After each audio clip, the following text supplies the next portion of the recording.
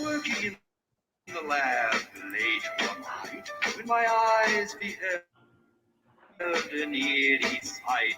For my monster from its slab began to rise, and suddenly, to my surprise, he did the monster mash. This is a presentation of Northeast Streaming Sports. He did the monster mash from my laboratory in the castle east. Good morning.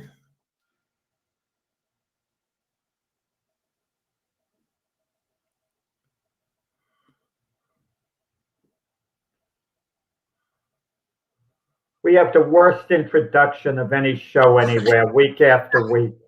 The worst. And then we can't even hear. Yes, we do. And we do it on purpose. Oh, my goodness. So anyway, folks, as I said, happy early Halloween from Mac, Jack, and Jim. It's the big football show today. We'll see what fans have a treat as their teams may win this week, who will be tricked in thinking their teams will win. And the scariest thing on the show, of course, is Jeff Coates' picks. And we'll see if he can get that straightened out. 0-4 last week, 0-4, and this is the place you want people to tune in for expertise. Remember, you guys said that. I figured this thing out. I'm your host, Mac, with Jack and two-time Cowboy great Jeff Coates, and we're going to go ahead and bring you all the football news today, as well having After Keith this Angle. week, you're going to call me Jimmy the Greek. All right, well, there you go. We'll have Keith Angle in with the college football review and his Patriots news. We'll have in, of course, Robert Butler with our big football news, and the Philly sports guy. Commander Nash will be stopping by, and today we have a special guest on today. He's called the Sauce God. That's what he's called on his show. He does a show on Roku for us.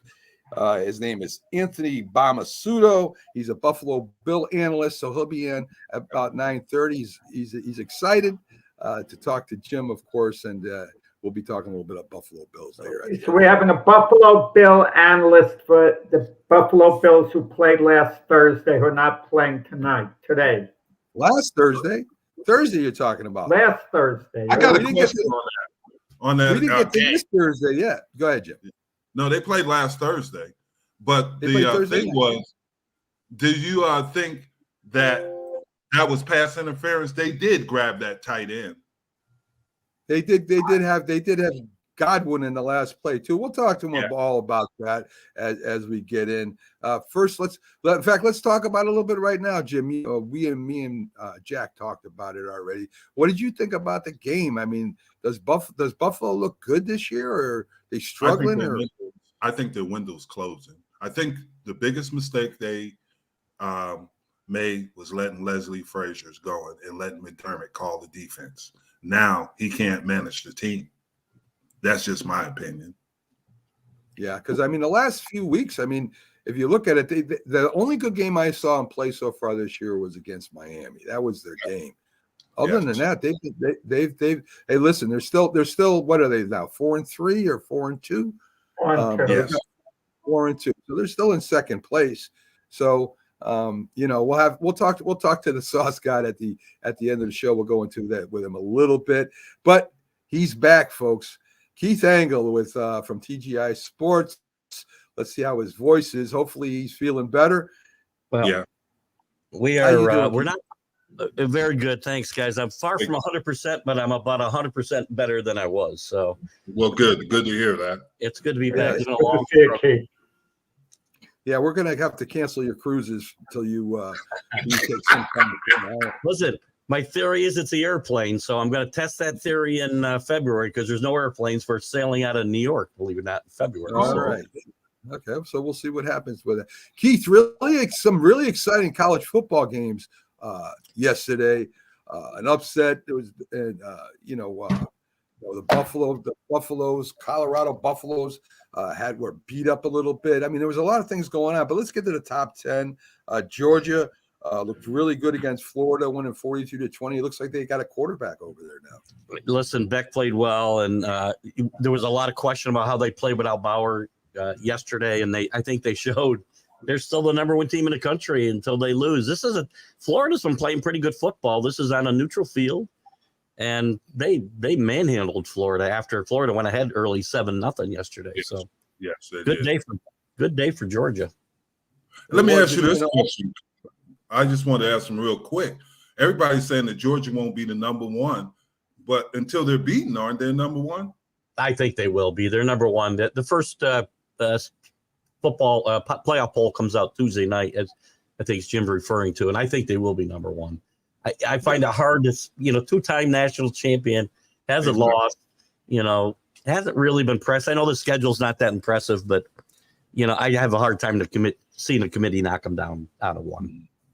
Ohio State's getting better every week, Keith. They beat Wisconsin 24-10. Wisconsin's not a scrubs. I mean, it's a good team, but Ohio State's defense looks really good.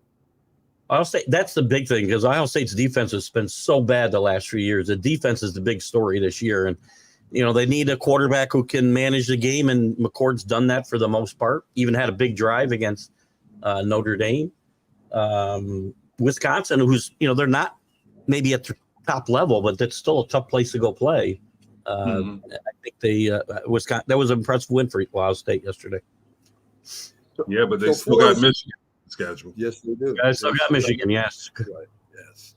Florida State 43, Wake Forest. Some people thought that maybe Wake Forest would give them a game, but Florida State really, I think they dominated Wake Forest. It's a down year for Wake this year, and I follow that program fairly closely over the years. Is Larry Sorensen, who former Major League pitcher Larry Sorensen is their color commentator for football and baseball, and comes on my college football show a lot. And they've been a very good program for the last 4 or 5 years, but this is not a good year for them. So not surprising result yesterday.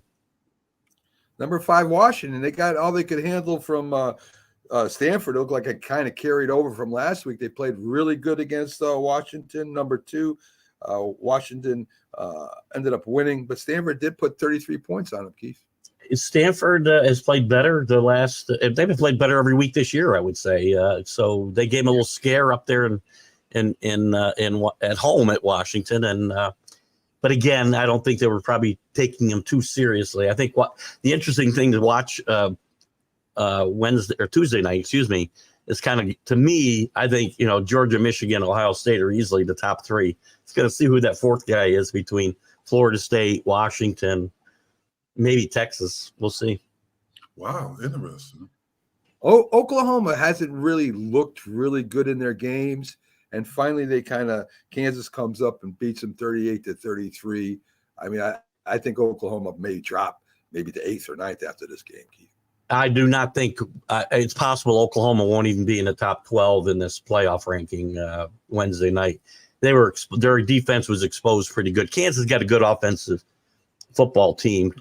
Leopold's a really good coach. Tough place to go play, even as bad as Kansas is over the years. Yeah, and rabid fans. Yeah, and Keith, I was noticing, I watched that game, and he shifts every play, Leopold, and it was interesting. All his shifts they're very confusing. Yeah, they are. He did a great job, and that's not even their number 1 quarterback. Remember, Daniels is the number 1 quarterback. He's been hurt most of the year. So, and then he did a great job at the University of Buffalo. Yeah, and before that, the school it was in Wisconsin, correct? Whitewater. Yeah, it was Division II, I think. Yeah, yeah. Mm-hmm. Yeah. So Texas ends up really taking apart BYU 35-6. Texas looked really good in the beginning. It kind of fell off, and maybe they find themselves again, Keith.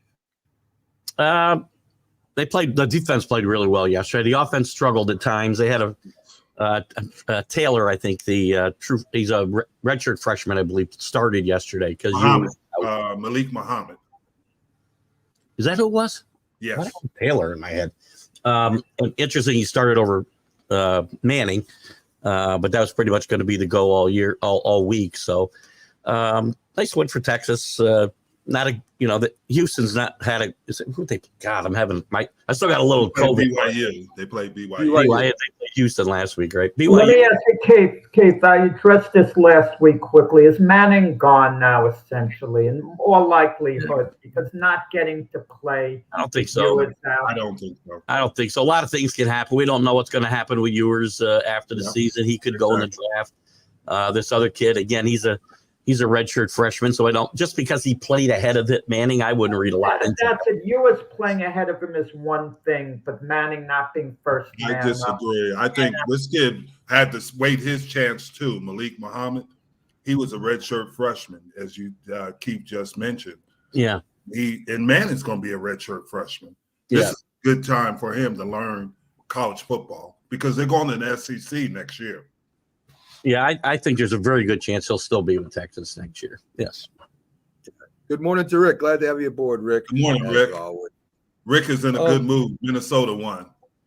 Yeah, no doubt. And they got a nice part of their schedule too that they got coming up. Arizona, both Arizonas won. 19 Arizona beats Colorado State as they kind of put a hurting on Colorado. Oh, you mean UCLA beat Colorado State played Air Force? Yeah, I think Colorado played UCLA. Sorry. My bad. Yeah, my bad. I'm talking Air Force. I'm talking about Air Force played a good game. Air Force is undefeated. Listen, Air Force is one of the underrated programs in the country. Calhoun's been there and done a great job for a lot of years. Very steady, very few down years here.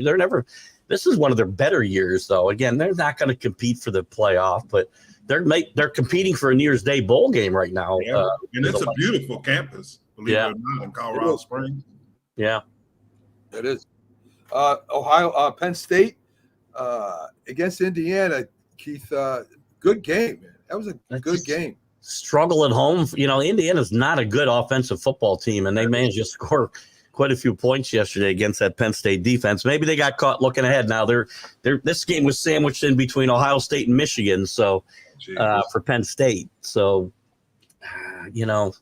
I'm not excited about Penn State's chances again next week going into Michigan. Let me ask you a question, Keith. When has Penn State won a big game?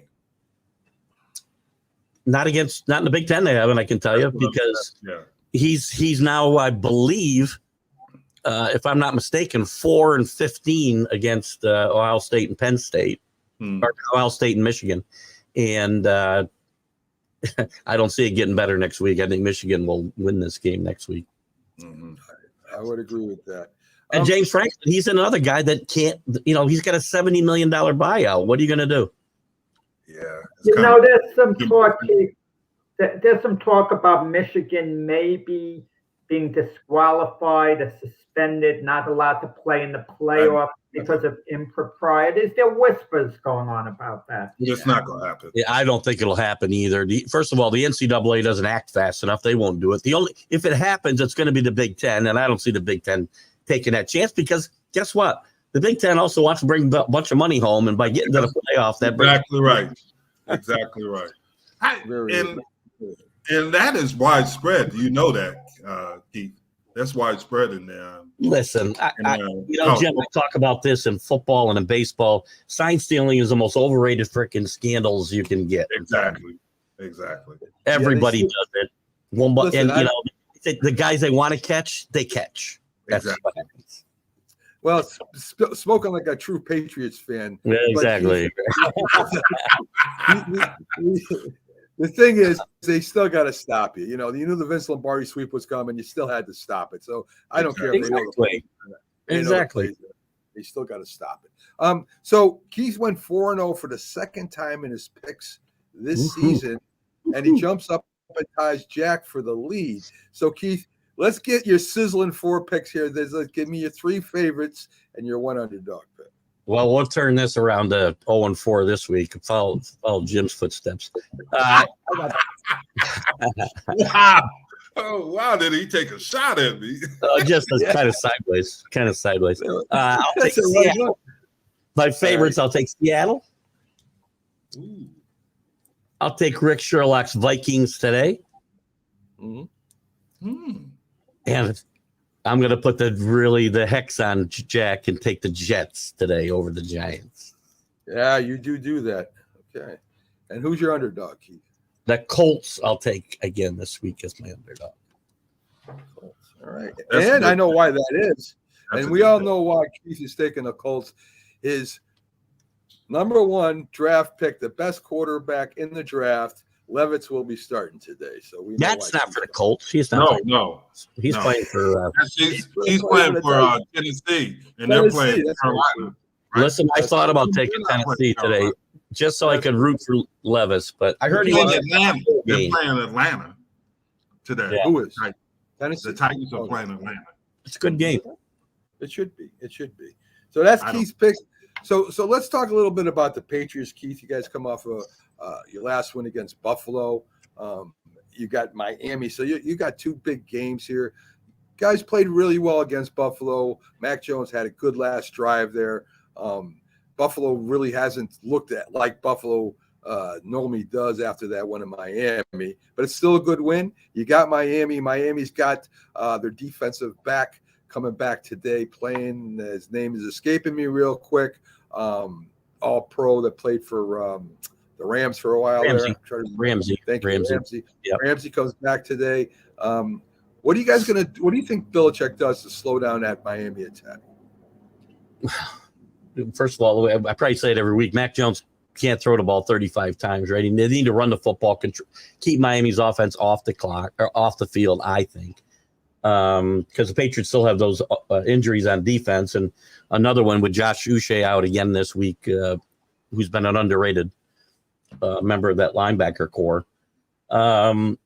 I see them trying to establish the run. They did a lot of things better last week. Like Mac Jones threw the ball earlier in downs. They didn't make him throw 3rd and long. He threw on 1st down a lot last week. So a lot of things to like, but they got to clean up still the bad penalties and turnovers they had with a 2-touchdown lead last week on the first drive that Buffalo scored on the 4th quarter to cut it to 1 score. They had a horrendous roughing the passer call, which gave Buffalo new life and let them score. And then they turned the ball over deep in their own territory the next drive. So they did come back and win, which was very impressive. But you cannot make these mistakes against good football teams. I'd like to see the Patriots keep it close today. And I think to do it, we're going to see a healthy helping of Ramondre Stevenson and Zeke, and maybe some short passes and set up that long ball. Mac threw the ball down the field better than he has all year this year, or last 2 years, I guess. You got to find a way to slow down that Miami offense. They can stop the run. The Patriots can stop the run. So if they can stop the run today and make it a one-dimensional Miami team, maybe if they can get to 2 a little bit, they can put some pressure on them and cause some turnovers. They're going to need some help. Are you worried about Mac Jones' arm strength at all? I mean, I watched him play last week, Keith. He really can't, he doesn't zip the ball. If he gets the ball out fast, it's good. That's how he made a lot of completions. Yeah. But he really doesn't have zip on that ball. Well, you know what? There's a couple of things there. I don't know that I can accurately judge that based on games because he's constantly under pressure, so he doesn't get himself set correctly for some of those passes. And, there's just a lot of factors. Now, it's quite possible he doesn't have the arm strength. Now, by the way, I can think of a pretty good quarterback who was ripped for his arm strength for about the first half of his career, and he's only going to be the greatest quarterback of all time. So that isn't. You're talking about Joe Montana? I'm talking about Tom Brady and Joe Montana, actually. Now to bring up Joe Montana, both those guys were ripped for their arm strength. They did pretty good without it. So if the other factors are working, that's not as important, right? But and you also need guys who can go get the football, and the Patriots just don't have enough guys to bail him out. Last week it worked, but the week before, I mean, you watched Devontae Parker not catch a ball in the late in the game, and these are the things that have to go right for the Patriots. There's no margin for error. You have to be perfect, or they can't beat these teams. Now they win today. You're going to hear me very excited next week and tell you that I can see them 6-5 if they yes. win today. Yeah. yeah. By the way, Mac, the Bills are 5-3, not 4-2, like I mentioned a while ago. I didn't do a couple of games over 500. Okay. All right. So the Patriots, 2-5 right now. Keith, Jets are 3-3. I mean, it's only a couple of games separating everybody. It's still early in the season, so we got the best record in the division, by the way. We're 2-1. Everybody else has got 1-1. That's true. Yeah. That is true. So if it gets close at the end, you never know. All right. Just get it close. Right. So definitely. Any other college games that you really like, Keith, that we didn't talk about earlier? One game, Notre Dame rolling, putting up some style points yesterday too, 58-7. That's going to be a big factor come Wednesday night or Tuesday night, I think. Defense for USC continues to look atrocious. 49 points to Cal. Looks USC's. They may lose 2 more games yet this year. The 2 Arizona teams you started to mention, Mac, and we kind of went away from it. Another nice win for ex-Patriot assistant Jed Finch at Arizona. Nice win against Oregon State. He's turned that program around. They had 1 win when he went there. It was okay. Don't blow it up, Keith. Well, it's a nice win against Oregon State is a good team. Clemson and Dabo Sweeney. Already, you have a little bad streak, and the Dabo haters are screaming for his job down there in Clemson. So that's interesting. And I'm going to give you a team to watch for to sneak into the top 12 Tuesday night. That's on outside the radar, maybe a little bit, and that's Missouri. Yes, I would agree. That might be the surprise team. I don't think they'll stay there, but they're playing well. They're playing really well, and they got a good shot at getting to the SEC championship game. That guy was at Appalachian State before he came to Missouri. They're playing really good football. Yeah. What about as a dark horse, Air Force? I can't see they're at 18 or 19 now. Playing outside of the Power Five is going to hurt. The team that the dark horse is James Madison. Yeah. But you got some interesting teams with a shot at a New Year's Day bowl game. You got Air Force, Tulane, who was there last year, and James Madison. But they can't. Oh, that's right. This is their first year in NCAA Division I. Another stupid rule by the NCAA, by the way. Because them and I think Jacksonville State, they can't go to a bowl. That's right. I was thinking that was done last year, but you're right. They got another year of that ineligibility. That would have been a great story. James Madison playing a New Year's Day bowl game. And they won national championships in Division II. Yeah. Or one AA. So yes. So it's been a good year in college football. A lot of surprises. The Pac-12's doing what we thought they'd do, except for Washington. They're devouring each other. Yep. I guess that was another surprise yesterday for me, Mac. I don't think you brought the game up. Is that Oregon just dismantled Utah? I thought Utah would keep. I was shocked. Yeah, I thought it'd be a better game. Yeah, I thought Utah defense would play better than that, and at home, and it was just it got out of hand early for them. I really think Washington and Oregon could challenge the SEC. I think they're good enough to play against these big SEC. The problem is right now Penix is throwing quite a few interceptions. Yeah. He didn't do that early in the year.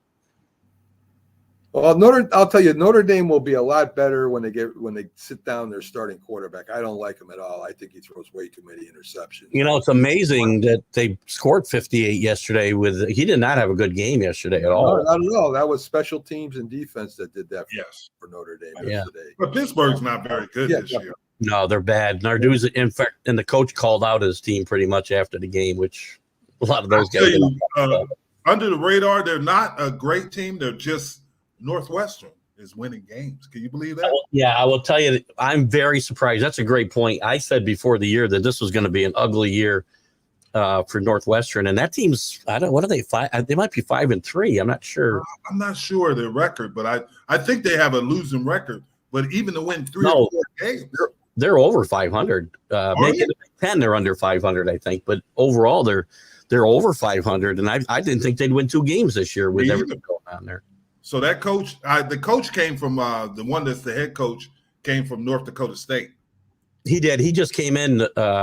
Yes, and he's the interim, so he's doing a pretty good job at on the job resume here, so he may keep this. He may keep this job. He might. All right. So Keith, we'll let you get out of here so you can go get ready for your show. TGI Stream of Consciousness is on today. TGI Sports, so check him out. And we'll have Robert coming in after Keith leaves because he told me he texted me before the game. He doesn't like to even see Keith when he comes in. He just wants to come in. No, but Keith really. Go, Jack. I just want to ask Keith a small favor. Same thing. Keith, I'd like to ask you a small favor. We're looking for someone who will help Jim with his weekly picks. I mean, would you please, step up? You like Jim. Maybe you could help him out. I do like Jim. Jim, just, give me a call before the show and I can help. He doesn't listen to Byron Williams, but I think he'd listen to you. I keep telling him what happened is I don't gamble. I didn't know we were going on point spreads. Now I know. Wait a minute. You didn't explain the rules to him before we started? He threw me under the bus. He's just played this 2 years, and now he's telling us he doesn't understand. Now I know. Okay. I'm going to get these points. That's awesome. I study sports. I woke up early every morning studying point spreads, starting Wednesday. Okay. Don't. Hey, Jim, don't build it up and you go 1 for 3 or 0 for 4 again. Okay, let's watch it. Let's see what happens.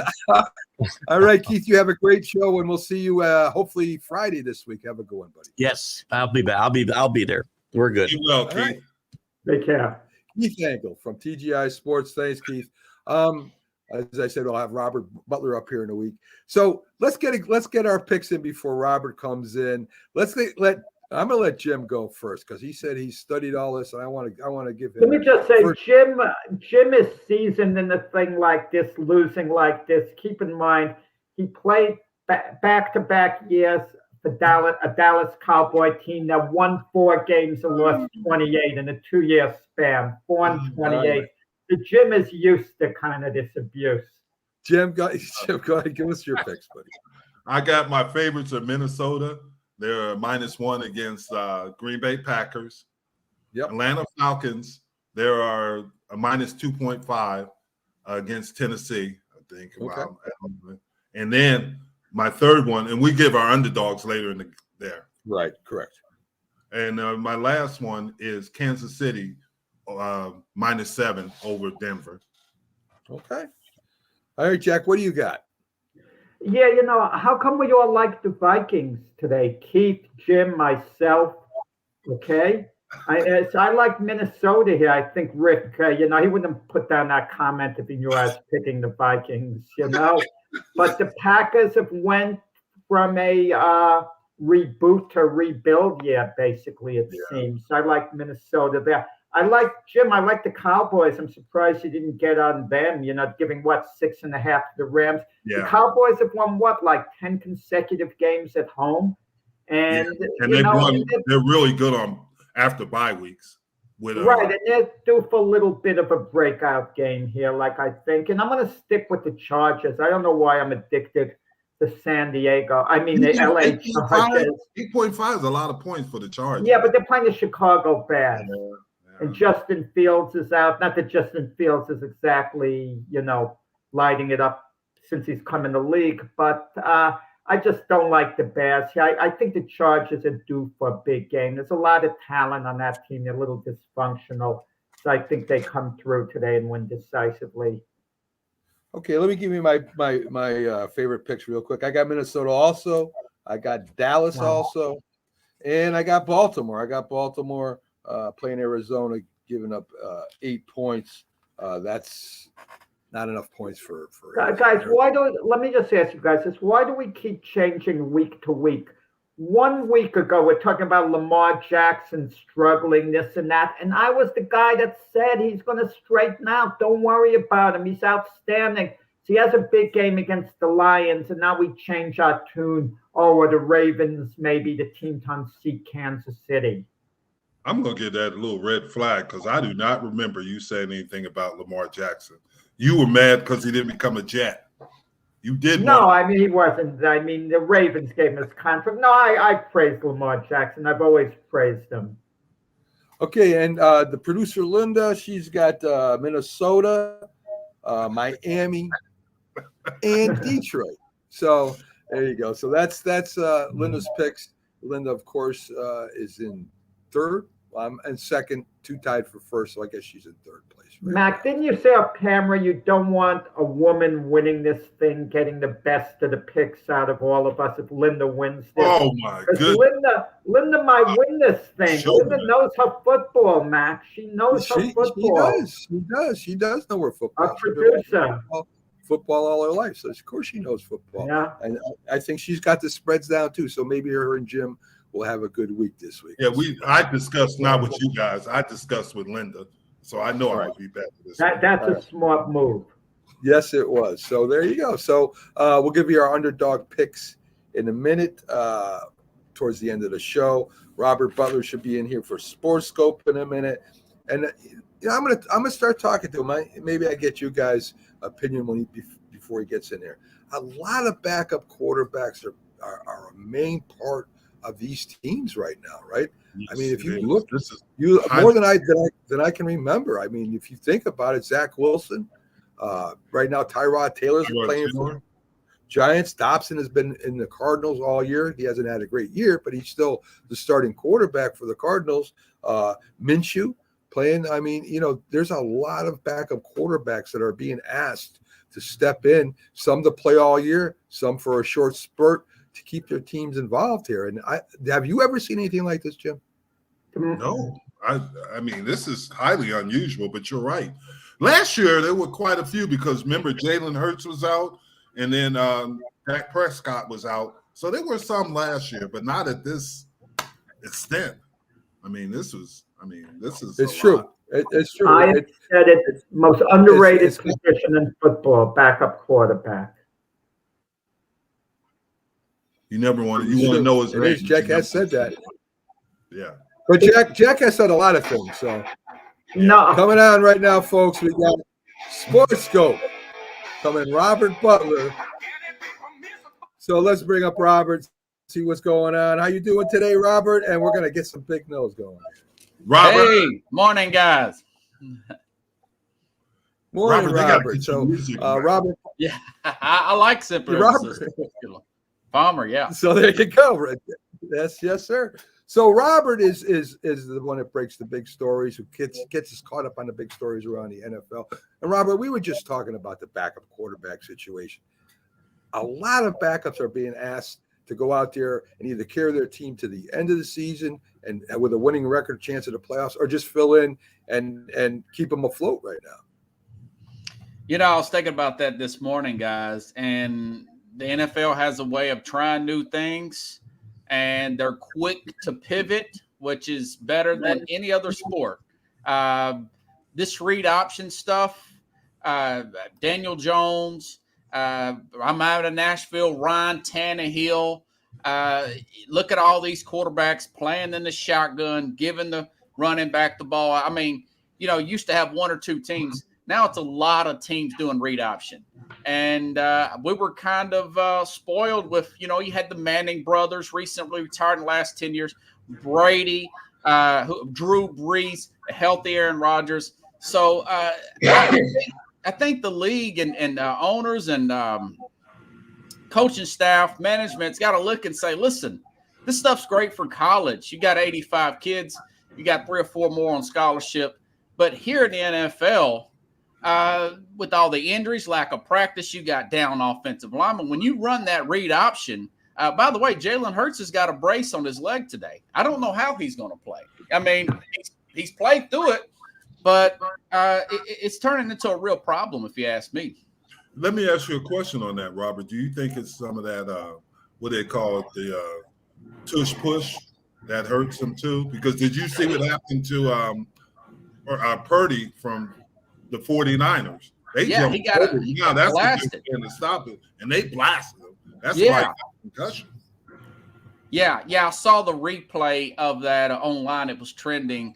Supposedly he's past that and went today, but it's there's a reason why that it was the normal quarterback play where you're just reading defenses. We got to get back to that. I know some players struggle with that, and knock on wood, Lamar Jackson's healthy, but geez, man. Yeah, but even in that situation, look at Joe Burrows. He's more of a pocket passer, and he's getting hit. I mean, it's just, Well, he so does I don't run know a what lot. the He ran answer- a lot at LSU, and he is healthy. I mean, he had his appendix rupture last year, and the calf injury. I mean, a calf can happen to anybody, but he's already coming off some major hits. But I think it's a lot of that's that read option. When I think the quarterback rushing's got to be as high as it's ever been, guys. I would agree with that 100%. Robert, a couple more quarterbacks we can talk about. This guy Tyson Paget, Division II quarterback, now starting for the Chicago Bears. Something Pags told us about a little while ago. But he's playing pretty well, and from Division II to the pros that's a huge leap. Yeah, he had 55 friends and family. It's a good story. They play the Chargers this week. That's one thing. Remember what Bill Parcells told Curtis Martin? He says, when you get out of that huddle, you never know who's going to get in. And that's real early. This guy may fall apart tomorrow, but that's one thing I do like about this league. I mean, Tom Brady, a 6th-round pick, comes in. Whoever heard of him? And what I don't understand with the scouting, Colorado School of Mines, Paget. Pags is telling us about this guy a while ago. Pags is raving about him. Pags is saying he should be drafted, that he could be a star in the league. So how do all these NFL teams miss on it if the guy does become a star, but Pags can see it? It makes no sense. That's a good plug for the Northeast streaming there, Mac. It is. But as Jim was saying, Pags knows his father from arm wrestling, so he personally knows the kid. But still, even though he knows the kid, doesn't mean that he's gonna be a great quarterback or a starting quarterback. That's true. But so far, so good. Yeah, so good. I picked Troy Aikman to be a great quarterback.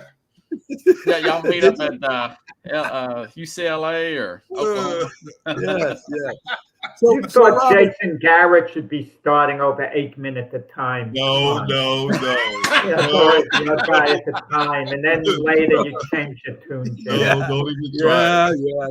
Yeah. So Robert, you got a new starter coming in. You guys drafted Levitz.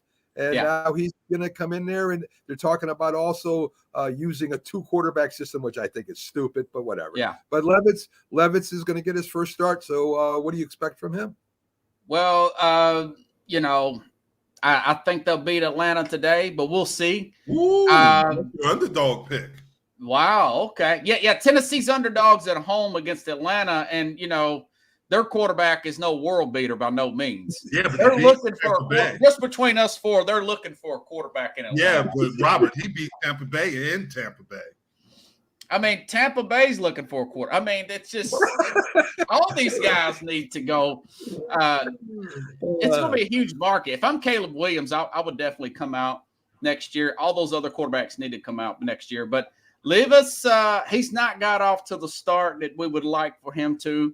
Down here, he was hurt the last year at Kentucky. He was hurt in camp. He got hurt after a preseason game. That's my concern about his injury. He's a lot better. Malik Willis is a nice guy. I don't think he's even an NFL quarterback at this point. Willis maybe should go to the XFL or the CFL. Whoa. That's Rob, he was a 3rd-round draft pick, Malik Willis. And he was projected by some to go in the 1st round because at the combines he showed this great arm strength. And at the trade deadline's coming up, why even keep Malik Willis if you're Tennessee? If you're not going to start him over Levis, because he had a year head start over Levis. So he can't be in Tennessee's plans. You mean to tell me a quarterback needy team wouldn't take a chance and even give a 6th-round draft pick for Levis? I mean, from Malik Willis. If you could get a 6th round, they would have shipped. We still got until Halloween on Tuesday. I think it's at 3 o'clock, 4 o'clock Eastern, guys. So that very well may happen. He hasn't showed me anything. I mean, he's just he can barely complete 1 or 2 passes in a game. Nice guy, great character guy. May be a star someday, but he's definitely not ready. And is he Marcus Mariota?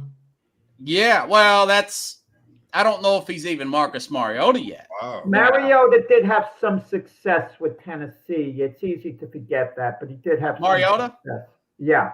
Yeah, he was consistently inconsistent. If you watch every game with him, I've been telling people at the end. Yeah, he had some good games. So, but he's the Eagle backup now. So you're talking about Jalen Hurts. If Hurts goes out, yeah, he's one we'll play. see what Mariota be can in do. trouble. But I mean, they've got a great line and a great team. Just hand it off. Robert, Kyle Murray says he's ready to go. He looks like he's ready to go. Is he going to be ready to go with the Cardinals? And he's not going to play this week. You wonder, guys, if that's come down from management. My guess is between us 4 and the audience, Michael Bidwell wants to play him just a little bit to showcase his talent and for them to move on. That's the owner of the Arizona. He has practiced this week, but they say, well, how can you practice fully and not quite be ready? That's an interesting storyline to follow. So it's still going to be Dobbs is going to be playing this week against Baltimore or this afternoon. But it's at home too, which is the advantage. It's at Arizona, yeah. It's at Arizona. If you're Kyler Murray, is there any way to take a buyout, get an X amount of cash? And I don't mean to be funny, and then contact the Oakland Athletics. He was a top prospect for baseball. And decide he's going into baseball. You get your money from football, so you're ahead of the game there. Because if he goes elsewhere, he's not going to be a franchise quarterback. I'm sure they put a clause in there that he can't go to baseball or he has to return money. Wow. Everything's negotiable, guys. I know there's always some dead cap money. That's been talked about with Russell Wilson in the last few weeks. We'll have to wait and see. That's an interesting thing to follow for the rest of the season up until March when the new year starts. Robert, there's a lot of penalties. Of course, football is full of penalties now. Yeah. But it seems like at the end of the game, when it counts, they're not calling certain penalties. They'll call pass interference if you breathe on the receiver going by. Yeah. But if you're in the end zone and it's the last drive and you're grabbing the receiver, they don't call it. What's going on with the refs this year? It seems a lot worse than it's been.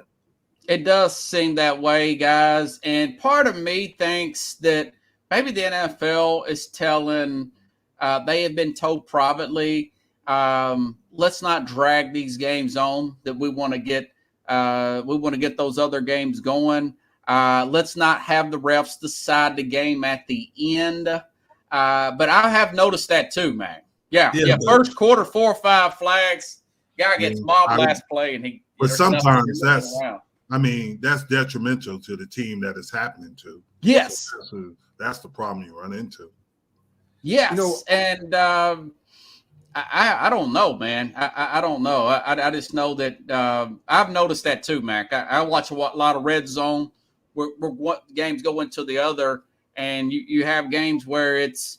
I think maybe they just don't want to decide the games and say, well, because that's what we'll talk about in the media, right? We'll say, well, this was a bad call. Why should the refs decide that's I think that's some of Byron, Robert, Byron Williams made a suggestion, which I think is, why don't they have another referee? I mean, you got. He didn't make that suggestion. I did. I did. Don't even try. Wow, I thought it was Byron. I may be misheard. I don't know. So, on J&B, let's give them full credit. On J&B Talking Shop, they came up with let's get an extra referee involved in the game. Why not do that? If teams are losing because of penalties and the penalties are if the refs can't keep up with these fast receivers and these fast running backs anymore, why don't we just get another referee? You have replay. You don't need the extra ref match. You have replay. Yeah, but if it's not. But the problem is with that, Jack, they can't overturn every play. You can't. If you watch the Philadelphia-Miami game when the cornerback face masked him and the referee was right behind him and didn't call that, it was truly a face mask. Do you know what the problem? It's the rules. Cornerback is the hardest position to play and not get flagged on because you're going against these world-class receivers. They have every advantage. You just put your hands on them a little bit the wrong way and you get flagged. You just give them a little touch and you get flagged. They've got to give more leeway to the cornerbacks, allow them to do a little more. In the Canadian football, you can challenge pass interference if you think it's pass. They did that. They did that already, Jim. They already did that. Yeah, It was, but they should do it. I agree. It's a catastrophe. It was a catastrophe. You can't slow down a game so much that when you start, Chad Collins puts eye in the sky. Yeah, in certain situations, but you can't challenge every penalty. I mean, you have so many that you can challenge. They only have. No, my God! Now again, you're slowing down the game. You're gonna take away timeouts if it's wrong. I mean, come on. Listen, but here's timeouts away. Problem you have: Philadelphia, Miami. Miami gets 10 penalties. Philadelphia doesn't get one.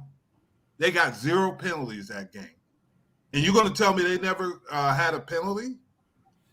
Right. I don't know. Right. I don't know. So what are you saying? The refs are cheating? The refs are no. I'm saying the refs are That's just what it sounds like. What Robert is saying is true. They're trying to speed up the game like you want to speed up the game, and some calls they're missing or saying, that's not that important. And, they got so much money. They've got the money to pay for an extra guy.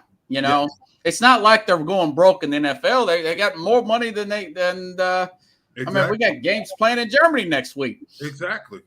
Right. Speaking of Deutsch. Yeah. Speaking of penalties, and I think everybody has saw the Minnesota Vikings head coach tell that tight end to get down to stop the clock. Yeah. Now this is another problem, right, Robert? I mean, if you have so many, you can't stop the clock, or there's a 10-second runoff or whatever after 2-minute warning. But before the 2-minute warning, there's no such rule. So should they have a penalty when we know for sure that these guys aren't hurt? They're just going on the ground, laying down. Team comes up, they get up, they walk off the field. Should that be penalized? Or there should be some kind of 10-second, 25-second runoff for that now. Yeah. I think there is some rule where if you get a penalty the last 2 minutes, there's some kind of 20-second runoff on defense. Yeah, before they did it before, but you can go to the NBA where they have the flop rule. The block rule? The flop. Oh, flop rule, That in the flop rule. The NBA's trying to come down on that stuff too. They've talked about that for years. But it's going to be hard to. I mean, you think officiating is tough now. How are you going to know if a player's injured or not? Yeah. Well, when the coaches tell him to go down, and he goes down and he gets up, and they sit there and they talk for about 2 minutes, and he gets up and walks off the field, it's pretty obvious, Jim. Well, if it's within a certain time frame and the game is being delayed because he can't get off the field in a timely fashion, there should be a rule he's not allowed to come back in the game at all. That's it. Right. In the afternoon. That would probably stop him from doing it, Jack. Exactly. Yeah. And guys, 5 teams were fined last year for this. Pro Football Talk. They mentioned particularly in this article I looked up. It's Cam Jordan last year, Jesse Bates from Cincinnati when he was with the Bengals last year. So this article says 5 teams were fined for that. Do you want to make the penalties even more harsh? Lose a draft pick? Like you said, guys, that player not come back in. Wow, that's pretty hard. Hey, listen, that's hardcore. That player not coming back. We got to get rid of those body divides. We solve that. Jack, good idea. Jack, that was a good idea. I don't know about that. I'm with Jack on that. They'll be pulling them off the field. Let me tell you, I mean, Jim, you were talking a little about boxing before the show. A fighter gets knocked out, he has 10 seconds to get up. They stagger up if they want to stay in the fight. If a guy wants to stay in the game, he'll get up in a timely fashion. If he's physically unable to, if he's so hurt, he shouldn't be back in the game. Check him out. I'm with you, Jack. There you go. Robert, let's talk. Of course, flag football, they've been advertising for 2028. Yeah. We got to have 4 years of advertising that we're going to go to flag football. The NFL is encouraging NFL players to play in this new Olympic event. Do you know how they're encouraging them? I've read this. I don't know what they mean by encouraging them to play. Well, I've heard Tyreek Hill talk about it, and I don't know. Maybe it is a way to get the skills. Little kids watch what they see. They emulate what they see. Get them. We've had so many 7-on-7s. These rookie quarterback camps. Excuse me, not rookie camp. Quarterback camps for kids and everything. I think it's just a way of kind of getting some type of Olympic type of football. Edmund Smith, you're a teammate. Remember, he wanted to get the Olympics for football back in the 90s, Jim. Yeah, he did. But promoting the game. Yeah. That's what they're trying to do. Make it not just national. They want to make it global. Yeah. That's why they're going to Germany. That's why they're in London. Now they're talking about probably going to Spain. Wow. I've never been to Spain, but I kind of like the music. Robert, what's going to happen? What's going to happen when the owners say, "Hey, listen, I don't want you to go to the Olympics. I'm spending $10 to $20 million a year to have you playing on my football team, and you might get hurt playing over there playing flag football." What's the NFL going to do then? I think the owners' meeting, that is a discussion, and this has been talked about in the NBA too, guys. I've talked about this on my program. Players playing to Luka Doncic, going over and playing for your country's team and doing all this, and he's exhausted, and he's almost either injured because of doing too much playing, or he takes too much time off because he's physically exhausted, and he's out of shape once he gets towards the NBA. Now, he looks good this year, but that has to be something to discuss, especially in a sport where people are constantly getting injured, man. But Robert, you also got to realize that there are the most international players ever in NBA history in the NBA right now. Yes, that 92 Olympics really changed everything. But when we sent Bird and Jordan, all those guys over there, man, I can't remember the guy's name now. I'm telling you, that's why they're doing it. The NFL is promoting it because now they can become global. Yeah. They want their brand to be global instead of just national. I know. There's going to be kind of a bummer. There's going to be a lot of limitations. Listen, there's going to be a lot of limitations when it comes to football being global, more than so with the NBA and baseball, I think. Because I don't know. I really don't know what global football looks like. You're going to have leagues all over the place. Are we going to play the winners of Well, each they division do already. in They have them in Switzerland. They have them in Italy. They have them in Germany. But what I'm saying, Jim, that's all well and good. How does that help the NFL? All you got to do is find one or two players that can play. We had one at University of Houston who played on the championship teams for the New England Patriots. The basketball. National players. I know OC Human Ura sent some people over here that have played in the National Football League from Africa. I get all that. All I'm saying is you get 10 players from overseas to play in the NFL. Is that what the goal is? I think it'll grow. It'll grow the game, and you'll find that hidden gem. Right. Okay. Robert, every week you give us your best fantasy team. Go ahead and see what team are you putting on the field this week? Yeah, last week's team won too. Won a few dollars there. Okay, this week Lamar Jackson, guys, he's 15-1 against NFC teams. I expect him to go on the road, have a good day against Arizona. Damian Pierce for Houston and Miles Sanders for Carolina. Both of those players coming off bye weeks. I mentioned Jaylen Warren last week coming off a bye week. Had a touchdown for Pittsburgh against the Rams. Of course, I got Lamar's receiver here, Zay Flowers. I've got Bourne here from New England against Miami. He's actually heating up, getting some chemistry with him and Mac Jones going, and Travis Kelce, who is just playing out of this world right now. Going to have a little snow up there, which means he's even going to be more of an option for on these cap leagues. He's very expensive, but he's playing really good. It must be the Taylor Swift thing. And I got Okonkwo, the Titans tight end here, going against Atlanta, and the Titans defense going against Ritter, which they should have a pretty good game today. Defensively, anyways. Okay, well, all right. Defensively. Yeah. That's, hey, listen, the defenses have been winning a lot of games this year, Robert, lately. Folks, it's true. It's true. Robert Butler, Sports Scope. He's all over the place. Facebook, Twitter. Check him out. Just look for Sports Scope with a K. Check out Robert Butler. He's our big story guy. Robert, thanks for coming in this week, and we'll see you. Have a good show, guys. Thank you, Robert. So there you go, folks. The great Robert Butler. We should have our 2 other guests coming up here shortly, but as we do every week.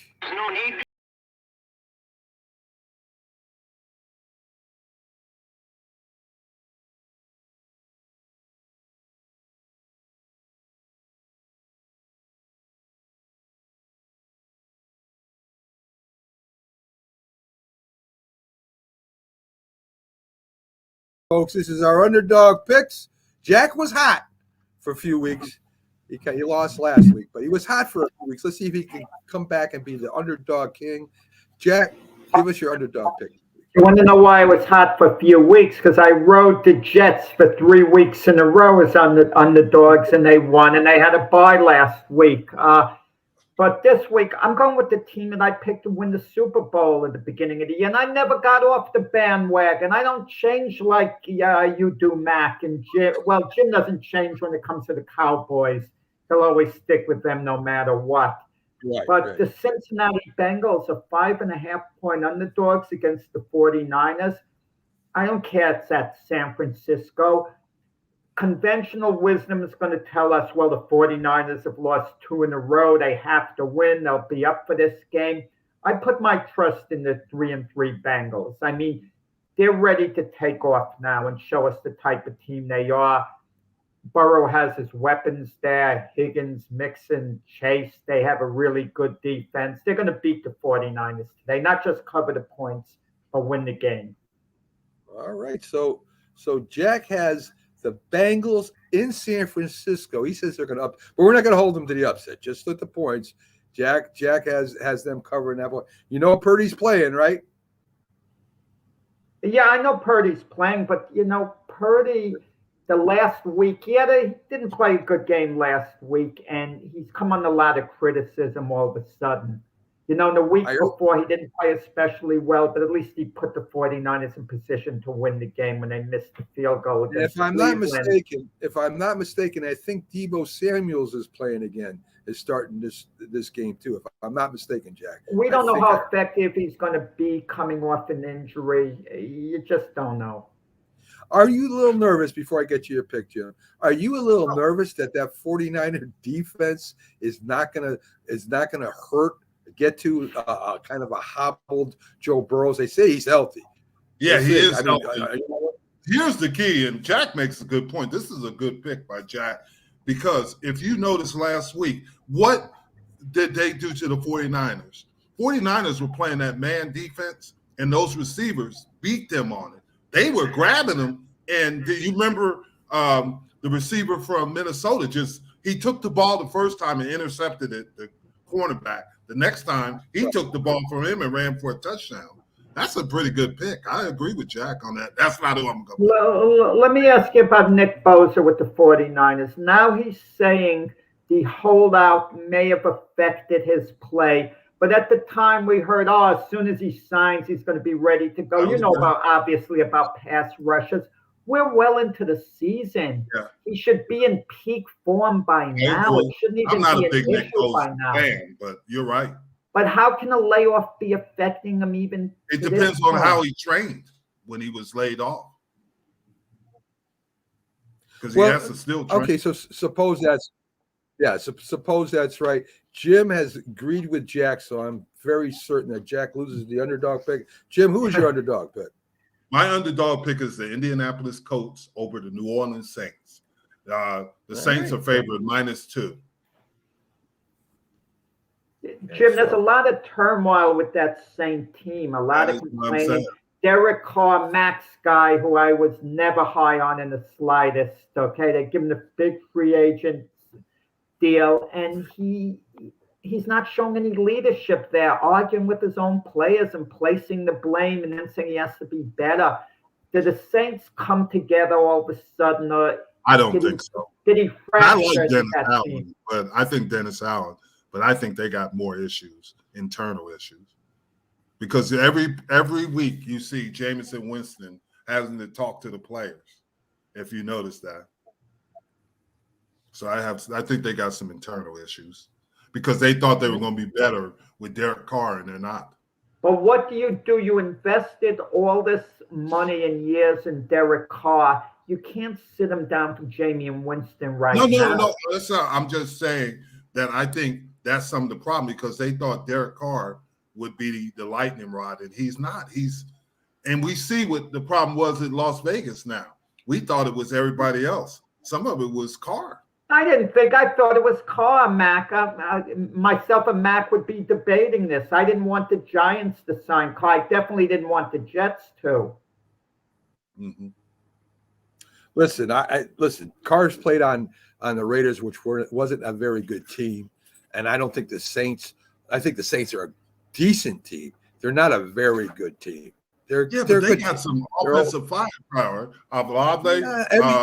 Michael Thomas is probably not going to play. Kamara, they do have some fire. They got weapons. Just because they got weapons don't mean that makes them a very good team, Jim. You know what was interesting is Devontae Adams said he would have never signed with the Raiders if he knew Derek Carr wasn't going to be there. I thought that was interesting. All right, listen, they had quite a hookup.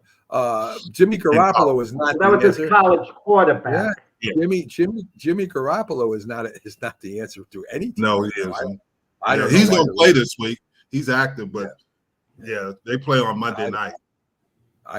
They just went from okay to not okay with the Raiders there. So my underdog pick, I'm going to ride the Giants. They did good for me last week. I think the Giants will stop the run game, make Zach Wilson beat him, and I don't think Zach Wilson could beat the Giants. I just think, and I'm going to get on you this time. Go ahead. Because you're being a homer. I think the Jets have a better defense. Well, something that's true. That's true. I don't disagree with that. I think if Zach Wilson doesn't turn the ball over, and the Jets' running game with Breece Hall is getting better. And I've always said this. Last week you told me the Commanders were going to beat the Giants too, Jim. So did you not say that? I don't recall that.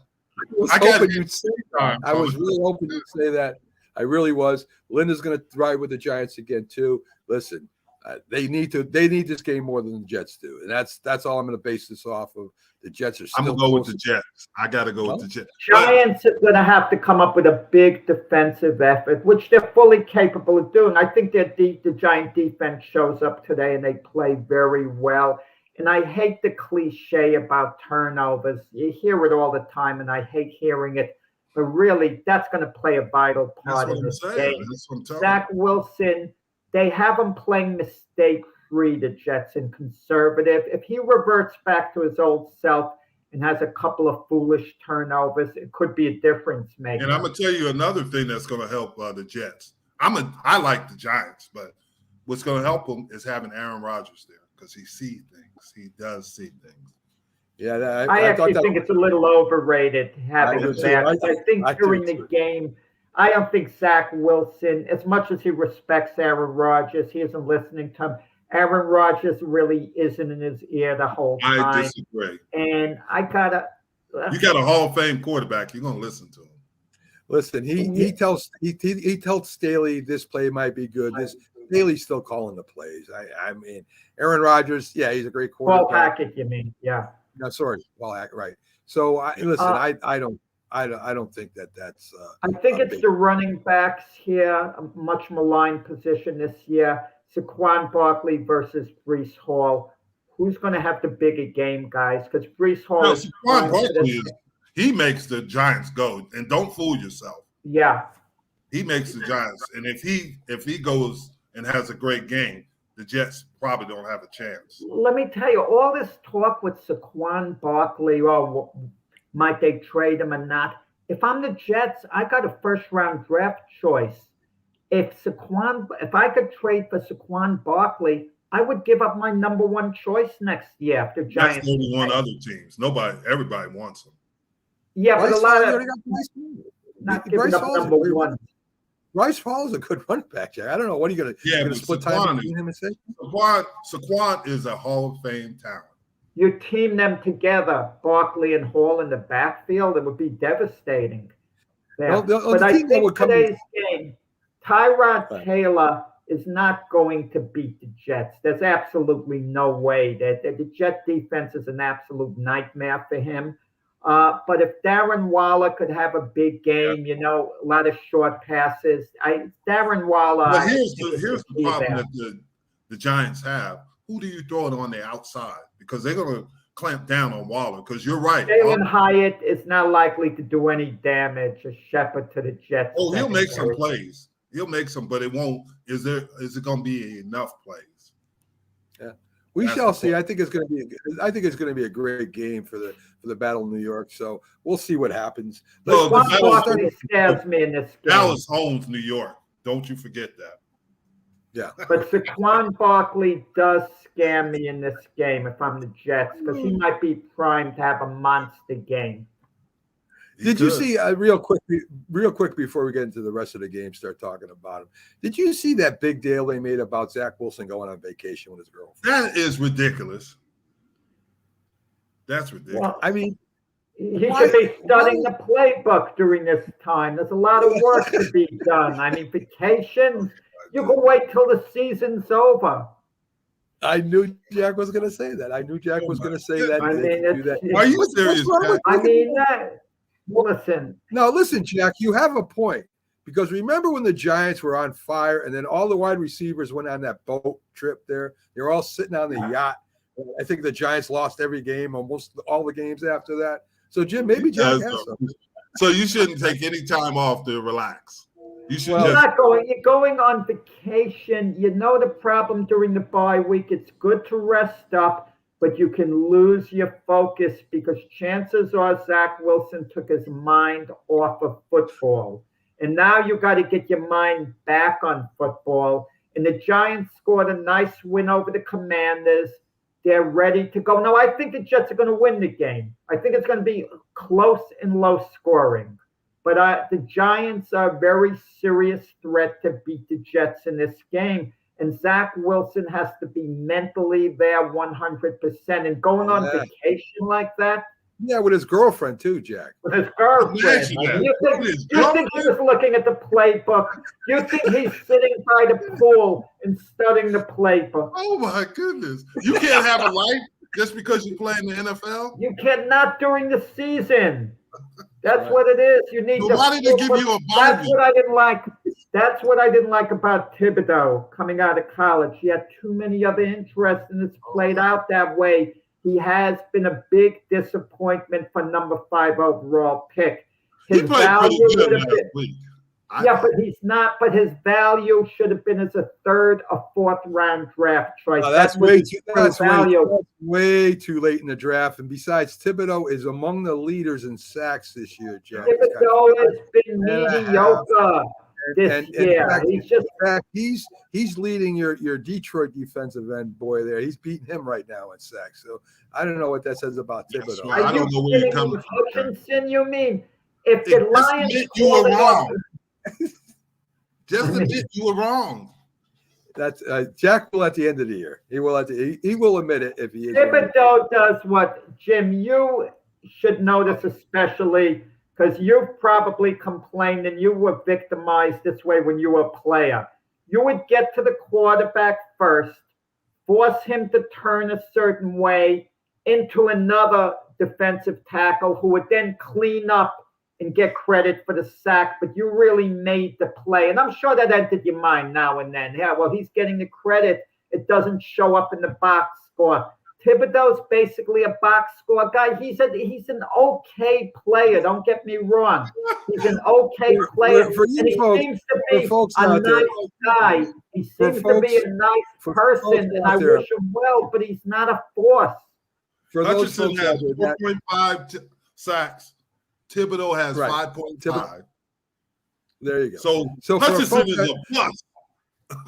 So folks out there that don't follow or just have started following the Mac and Jack Big Football Show or any of our shows really, even if it's a debate show, I think if we had 5 days a week, Jack would say some disparaging things about Thibodeau. So No, I like Thibodeau. He can have a space. He can have a spot on my team. He's going to be in the league for years. He's just not. He hates Thibodeau. We know it's Jack. To your king, then Micah Parsons is a plus too. He only has. Now there's a player. Micah Parsons is arguably the second greatest defensive player in Cowboy history behind Bob Lilly. Sorry, Jim. You're crazy. Sorry, all right. Jim. So anyway, we have the Philly sports guy here. I think he's driving the bus again, or he's getting ready to drive the bus to the stadium. Philadelphia. No, we just arrived at the stadium. I let everybody out first before I decided to get everybody, because we were all riled up in here. You know how we travel. No I way. still Not think the the Phillies. Eagles are going to the Super Bowl. I still think they're going to the Super Bowl. I think the loss to the Jets was a good thing for them, but I think they're going. Sorry about the Phillies, though. And the loss to the Jets were because they were watching the Phillies. Right. You know, right. and I bet you that's the reason why Dallas loses today, because they were watching the Rangers.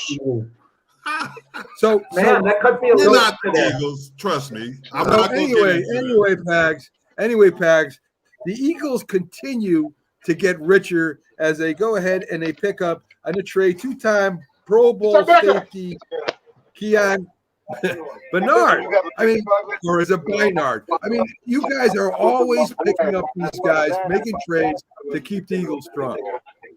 Hey, that's why Howie Roseman is the best GM in the NFL.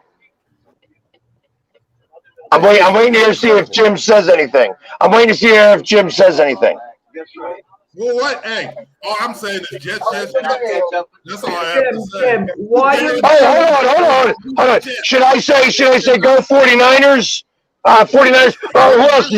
Who else got spanked? The Cowboys. The Cowboys been spanked twice. Last time I checked, you were looking up at us.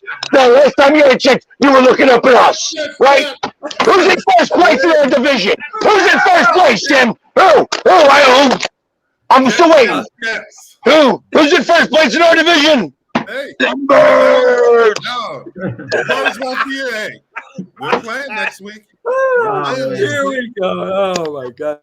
Jim, you're outnumbered. But let me tell you something. We're going to bring an equalizer here to Pags right now because we all know Philadelphia is playing the Commanders. And the Commanders have beaten Philadelphia. Oh, there he goes. Last year they beat. And here we got the Hold on. Did you say the Commanders beat us last year? Because you're wrong about that. Didn't they split with you guys? They didn't. They might have beaten us once. Yeah, they did beat us once. All right, there you go. You hear him, Commander Nash. He's already saying that you guys didn't beat him last. What's going on, Commander? How you doing? Good morning, Commander Nash. Good morning. Do you see his bus? I don't know. Can he see our bus? Hold on. Let me show him where I'm at. Just in case. So he wants to see us. Here's where I'm at right here.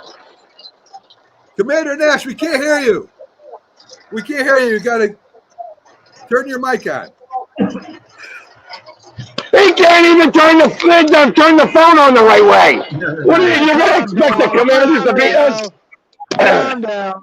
Unless the Commanders can somehow upset the Eagles, they might have a fire sale in the next couple of days. Commander Nash, what's going on? Hey, what's going on? First of all, I'd like to say congratulations, Mac, on your Giants. Y'all pulled it off last week. I was very disappointed, but y'all got the win. So are you at the stadium right now, Commander Nash? Yes, I am. I am here.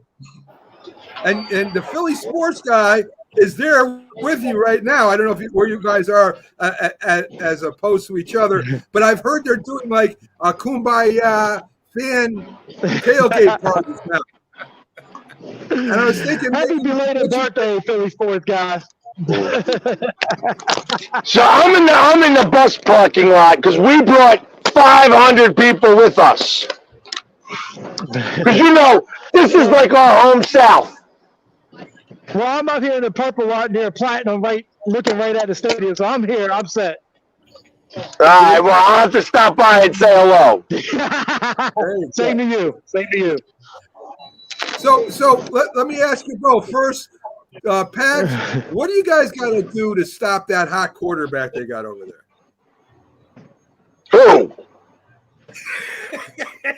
The Washington Commanders quarterback. He's setting the league on fire right now, Pags. Jim Hollis. Hey, listen. I hope that Ron Rivera is not on the unemployment line on Tuesday after this game. All right. So seriously, Commander, you got a tough team. You got both sides of the ball, great lines. You got a running game that's tough. What do you guys got to do to protect your quarterback there? Because he's been getting hit a lot. Well, look at it this way. The last time we played the Eagles, we went in overtime. But they even, like you said, they're a stronger team. They just picked up a safety. They got Julio. Like I've been saying all season long, it's going to come down to offensive line. Last time Philly got after us, if we can't block for Howell, it's going to be a long day. And I really think Julio and the safety they got from Tennessee is going to make plays. They're going to play today. Our main goal is to protect Sam Howell. We got to establish a running game. We got to score for us to stay in this game. If we get down 2 touchdowns, Philadelphia is going to be a long game. But we did go to overtime with them. But we all know Philadelphia, they play us tougher here than they do in Philadelphia. Hey, Pags, there's news that Hurts has a leg brace on. Are you worried about that front four of Washington getting after him? No. We have the best offensive line in the league. And I know that, and listen, if it's hurting that bad, he'll just do quick release. So A.J. Brown is what? He's going, 5 games in a row with 125 yards? Yep. I expect today will be game 6. Pags, is Marcus Mariota first backup in if by some chance Hurts has to go out? Mariota would be the backup, yes. Interesting. And Commander Nash, who's your backup quarterback? Jacoby Brisket. He played for New England. He played for the Cleveland Browns. And Indianapolis Colts. Do you think that maybe it's a time for I know the Commanders are still involved in this race, but do you think maybe it's time for a change of quarterback?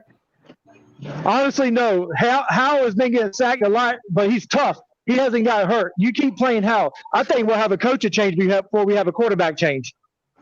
Very interesting. So, Pags, if by some chance you lose to the Commanders, who are you playing next after them? We play Dallas, but I wouldn't worry about us losing to the Commanders today. You sure you're not going to look past them? I know I'm not looking past them. I can't imagine that they are. They did their sleepwalking through the Jets, and they realized, and I found out why, because they won't went out and watch the Phillies. That's why they thought that they could just go past it. Let's go. Jeff Coat was ecstatic when the Jets beat the Eagles because he didn't like the Eagles' arrogance. He mentioned the Eagles just going forth like on their own, the 4-yard line, 4th down, rather than kick the field goal. And just the way their whole attitude was, we can do whatever we want, So he didn't like the attitude. And there's a chance always of complacency, but I can't see for the life of me the Commanders actually beating the Eagles. I know it's a Commander home game, but Philadelphia is so close to Washington. There's going to be a lot of Eagle support in the stands. Absolutely. I will agree with that. Every game that we host Philadelphia, their fans do show up. I got a lot of respect for the way they travel. We usually have 65% of the stadium, actually. Yeah, well, Commander Nash, the Jets kind of showed something that maybe teams aren't using, that you can run on that Philly defense. You think you guys can have success maybe keeping that offense off the field, throwing the clock a little bit? Yeah, I believe we can get the running game. Robbins is a talent runner between the tackles, and we get Gibson going on the outside. Absolutely. That would be impressive. Tell Santa Claus to take a back seat. Let's just remember though, when we played Philadelphia last, we took them to overtime. We won the fight. That was the best game we played all year, even though we lost. That was a good game. Yes. Hey, if Ron Rivera doesn't have a heart attack or have something really terrible about to happen, you guys are not going to do it, because that's the only way that you guys play well, is when he has something bad happen to him and everybody rallies around him. Let me ask, are they looking ahead maybe the Eagles to the Cowboy game? Jim, you know, as a player, you think some of the players on the Eagles just might be looking a little ahead? They have Dallas on their mind. We're playing a divisional game, and we got to worry about the Rams. You play teams like I'm not talking about the Cowboys, the Eagles. The Eagles, no. They're probably thinking this is a win-loss. Commanders didn't play as well last week, but they do have some talent on both sides of the offensive defense. Absolutely. Yeah, I agree with that too. Well, guys, let me ask Commander Nash, if the Commanders lose decisively, who goes for the trade deadline? Is it Chase Young? Who would? Right now, the rumors are Montez Sweat is on the trade block. Who Commander Nash? Montez Sweat, all the defensive end. Right. He would go before Chase Young, you think?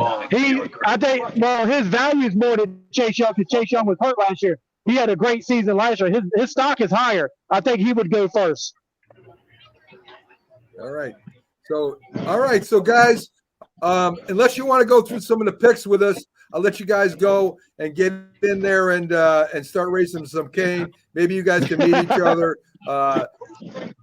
Besides, I think Santa Claus is naked behind you. I see skin, so I'm not sure if I'm sorry. I'll put up the hand. There you go. Now you can't see him. Do the blocking of Santa. Thank you very much. Nobody needs to see that on a Sunday morning. So guys, do you want to stick around and go through some of the picks with us, or you guys want to go ahead and push on, go meet each other, and have a good time? Yeah, I have 500 people, 550 people here that we're going to put on a tailgate. So I want to go ahead and go. Because I always beat you guys in these picks, anyways. So you went 2-2 last week, Pat. You want to give us your picks real quick? Today I do like who was it? The Ravens. I like the Ravens today. I like Jacksonville, and with the points I like the Rams. I think Dallas was watching the baseball game last night. All right, so we got the Rams. You got one more favorite, Pags. One more favorite from you.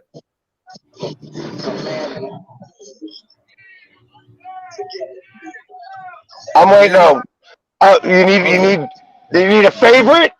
Yeah, you want to go with the Jets over the Giants? No. Is Chicago a favorite? No, the Chargers favored over the Bears by 8.5. That's a big upset. That's a big upset this week. Do you like Minnesota and Green Bay? Who you like there, Pags? Minnesota and Green Bay. I think Green Bay wins it. But how about my boy? How about my boy Tyson Bagent? You're Yes, right. we already You knew discussed more that. than the NFL scouts, than all these scouting departments. Pat. I tell you, when I told say us something, it's when he was in always college dead what he on. would do. You told Oh, us my in God. college Oh, what he would good morning, do. Bobby. Yes, and good morning, Bobby. Glad to see you're up and going again. Commander Nash and Pags, I'll let you guys go. Both of you, good luck. I don't have a dog in the race. Stop that eagle run there, Commander Nash. That's what you got to do. No chance today. No chance. Today. All right, my Nash, I'll friends, see you have in a great little day. bit. All right. Good All night. right. Have a great game. All right, take care. You know, I got to give Pags credit for being insightful on something that I don't think about that gives a big edge. And Jeff, Jim, I mean, he won't want to admit this. He mentioned about the Cowboy players. They were probably up late watching the Ranger game when they should have been getting their sleep and their rest. And that could be the difference makers. Look, it was 9-1. Why would they be watching a 9-1 game? These guys stayed up to the end of the game. Arizona took over the game. It wasn't that late, actually, but common sense. They got to get. They're not getting to bed at normal time. And you take his advice.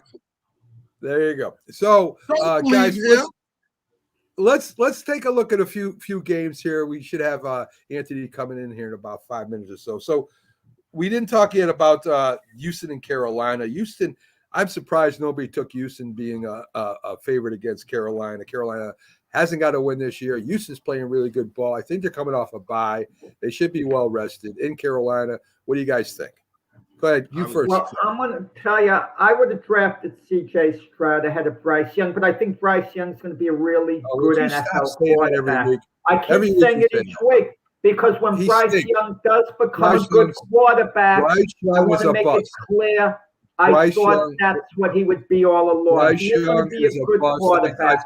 Every time you said that, I've told you Bryce Young is going to be. I agree with him, though. I think Bryce. I know you do, and I know you do. I know you do, Jim. And they'll keep losing with Bryce Young. What do you think, Jack?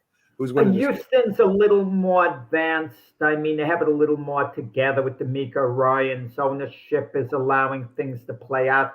Carolina seems dysfunctional. It seems like the owner is ready to fire Frank Reich at this moment, if he could. It's just not a good situation. And I like Houston in the game, but I hope Bryce Young plays well so he doesn't come under criticism. Well, he's going to be on criticism. Troy Aikman was under criticism his first year playing, so that's just a part of it. But who did they have to compare Aikman to that year? Who was drafted? That's my point. Mm-hmm. The Panther fans are going to compare Young to C.J. Stroud the rest of his career unless he takes his game up a level. Question. Would you rather come out and be on fire your first year or over a consistent basis? And that's what C.J. Stroud, yes, he is good. Don't get me wrong. But I think Bryce Young is going to get better as the years go on. I don't think if he lasts through the years. No. Coming up now, we got the sauce guy himself. Let's bring up Anthony, see what's going on. Big Buffalo Bill analyst over there called The Sit-In, if I'm not mistaken. I could be wrong. Correct me when you come up, but he's a new show that we have here on Roku. Glad to have him on. Good morning. It's an honor to Good morning, fellas. How we doing? Morning. It's an honor to meet you. Yeah, by the way, it is to sit down close with the sit-in, but I'm sitting in on this show this morning, and I'm happy to be here with you guys this morning. How's everybody doing? We're great to have you. We're great to have a Buffalo Bill here. It's great. It's great to be on with a two-time Super Bowl champion and former Buffalo Bill, Jim. Very, very honored to be on with you guys this morning.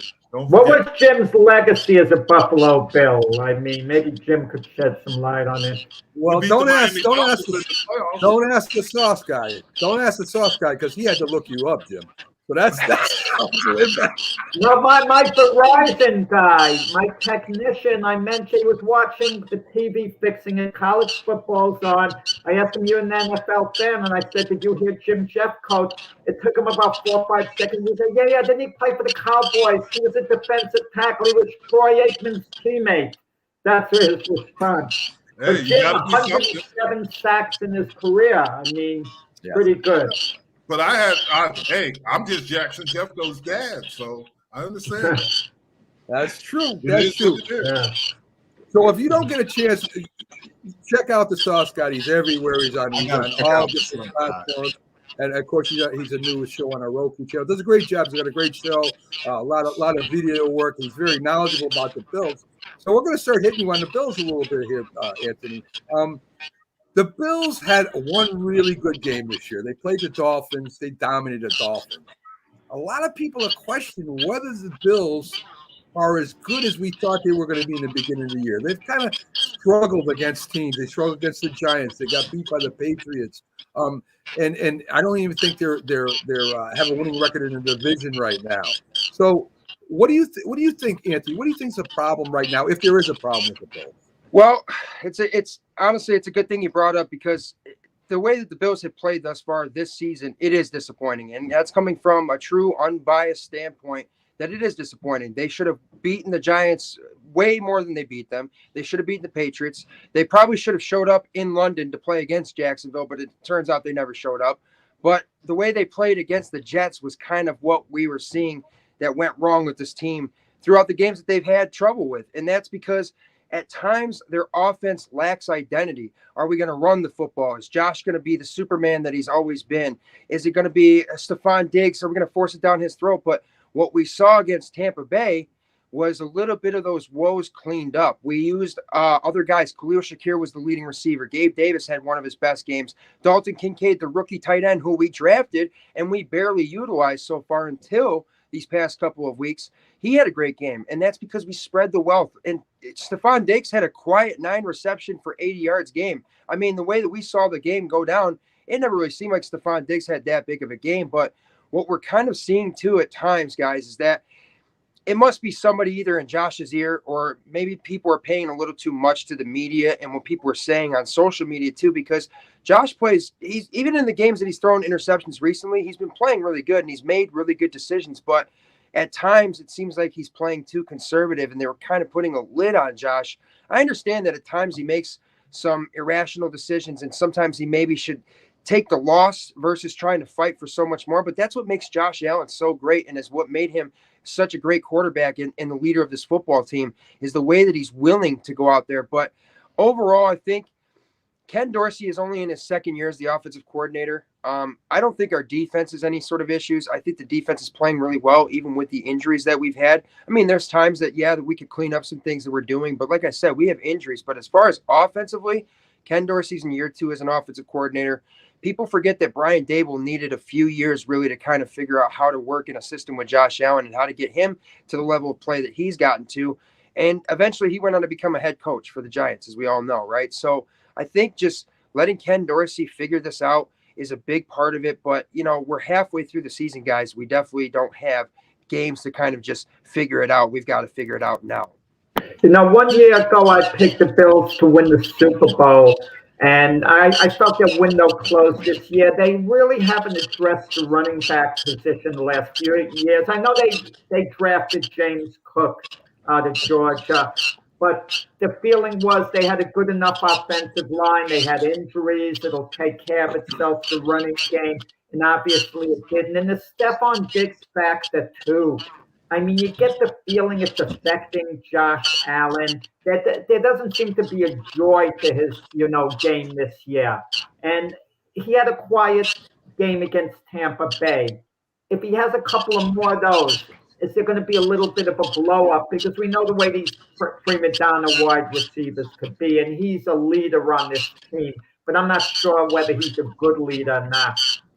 Yeah, as far as Stephon Diggs, I understand people see some of the antics that have gone on the sideline or in the offseason, but Stephon Diggs is invested in being a Buffalo Bill and being a leader on this football team. And as far as I'm concerned, the way that he plays and the way he approaches the game, I'm okay with it. And I think that he elevates Josh Allen. I think he elevates the receivers around him as well. But I think that's part of it, is that we have to be able to trust the other receivers outside of Stephon Diggs, Gabriel Davis, Khalil Shakir, having one of his best games last week against Tampa Bay as a pro.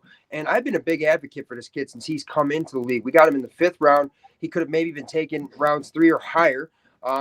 I think what we're seeing from Josh Allen is just a little bit of the Hollywood kind of set in for a moment. I mean, Josh Allen for previous years would work out with Jordan Palmer in the offseason. And in the last couple of offseasons, since he's kind of elevated to be a top 5 quarterback in the NFL, we haven't really seen that. So some people question, is Josh Allen's head in the game?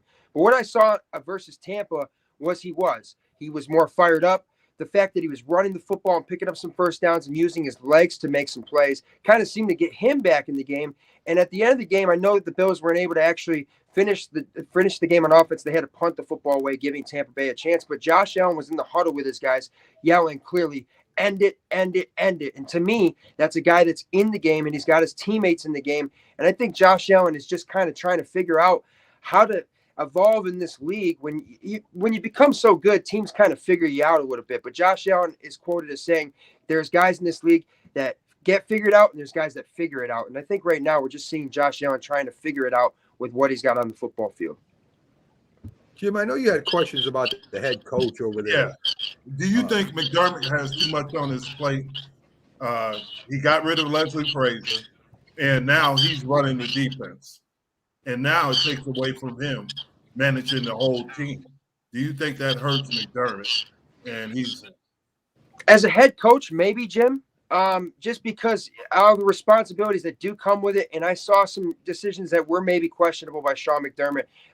The utilization of timeouts at times seems a little questionable, but I think overall it was the best move because the defense is playing much differently than it did under Leslie Frazier. This defense is playing much more aggressively, and I think that's been kind of our weak point at times. Going back to the Kansas City game in the divisional round, we saw 13 seconds. We should have had that football game, but the way that the defense played in that situation is what lost us that football game. And I think that we're seeing that's kind of not happening under Sean McDermott. But overall, as a head coach, maybe a little bit.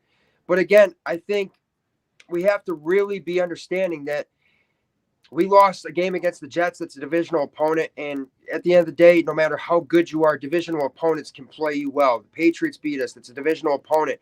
Yeah, we played terribly against Jacksonville. We played terribly against the Giants. But we still did win. I think Sean McDermott's doing a great job. But injuries, you could even say some of it's been the officiating at times during games. But overall, it's our lack of execution. Our lack of execution, we've had drop passes. Talk about officiating. If you look at that game last week, they tackle the tight end in the end zone, and they pull Marquise Goodwin too. Mm-hmm. So you're one call away from losing that game. Yeah, exactly. The officiating has been unbalanced both ways. You know what I mean? Yeah. At times it's helped the Bills, but then there's times, like especially in that Jacksonville game, that it's been crucial to some of the things that they're trying to get going. But regardless of officiating, I always say you've got to execute in the moments that you can. And 4th and 2, I'm seeing a drop by Dawson Knox. You know what I mean? Stuff like that cannot happen, especially when you're as good of a football team as you are. You can't have those little hiccups. Yeah, and Knox is gone for quite a while, right? He's out. I think Dawson Knox is out for at least a month, at least. Let me ask you a question, Anthony. A lot of teams have been going for it on 4th and down by the goal line, near midfield, and it's been backfiring a lot, stopping drives, getting the team near the ball instead of taking the points. Why do you think that is so much this year as opposed to the last year? I don't know. I think we're seeing teams kind of going for it so much more because there are teams that can put up so many points like Kansas City or Miami, as much as I hate to say it, Miami putting up 70 points, that sometimes you can't live with what your defense is going to do because the way the teams can score. I mean, I remember when we were going to play against Kansas City in the playoffs a couple years ago, and I was talking with a buddy of mine about how 4th and 1, we're going to have to see our team going for it because you've got to put up those points against teams that are so explosive like that. And I think that we're seeing the Eagles use the tush push perfectly well, enough that they could even use it as an offense, really, if they wanted to. But I think that that's kind of paving the way a little bit. I'm just surprised that I'm not necessarily seeing the Bills take a little page out of the Eagles playbook and utilize that type of play on 4th down so much too, because there's a bunch of 4th and 1s that Josh Allen could definitely pick it up, I think. Yeah, but I was just that Jalen Hurts is what, 850-pound squatter? Yeah, he could deadlift 600, I think. Yeah. The guy's got some leg muscle.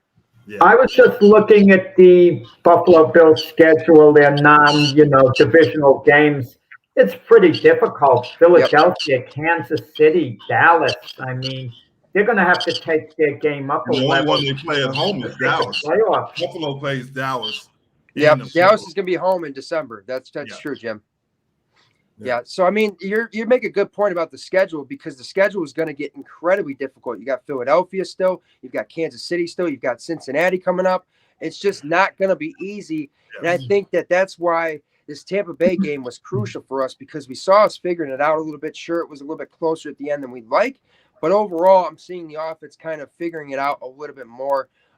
You just like to have seen it done earlier in the season versus right now, but it is going to be tougher for the rest of the way. But that's what makes this team. They're going to find out just how great they are, and I think that this team still matches up very well against the rest of the schedule that they have. But it's going to be very, very difficult, and that's just being honest. Even the teams that are 500 teams, the teams that are good, they can beat you any day. I mean, this league is so. There are some teams that are bang, they're up there. They're gonna be there in the end. But there are teams that can battle you and sneak up and beat you. All it takes is a turnover or whatever. The league is very, very equal, more than I've seen in a long time, Anthony. Mm-hmm. The league is very weird, and I mean that's why I always tell people, if you see something happen in a game of football, whether it's NFL or college, and you think the game is all shot and it's all said and done, well, just wait a second, because one play is all it takes. I mean, we all know the Buffalo Bills had one of the greatest comebacks in NFL history, down 35-3 against the Houston Oilers in 1993 with the backup quarterback in, Frank Reich, and they come back halftime, and it's a whole different ball game. And that's all I'm saying is, any given Sunday, one play at a time, one drive at a time. That's how you have to approach it in the NFL. Well, any given Monday night, I think that loss to the Jets in the opening game, and I'm a big Jets fan, by the way. I think that comes back to haunt them.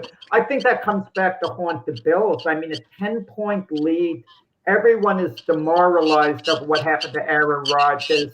And you think, if anything, Buffalo's going to win by over 20 points when all is said and done. And somehow they found a way to lose that game, or the Jets found a way to win it. A combination of the two, but that had to be a real down, and those games really hurt at the end of the year, because you really need to get those games back, and you have to make up that loss some way, somehow, by now scoring a monster victory on the road, let's say, against an elite team. Mm-hmm. Well, I'll say this too, as far as with the Jets game and how crucial it can be towards the end of the season, I will say this: going back in the 2021, the New England Patriots came to Buffalo, and it was a very windy game, and they beat us, and it was embarrassing. Mac Jones threw the football twice, and we still lost the football game. However, we had to play New England one more time towards the end of the season, and that game right there was what won us the AFC East and put us in a better position playoff-wise. So, I mean, as much as, yes, it is crucial and you want to win those games, you still got one more against the Jets. You still got one more against the Patriots. You still got one more against Miami, too. That's going to be very tricky as well.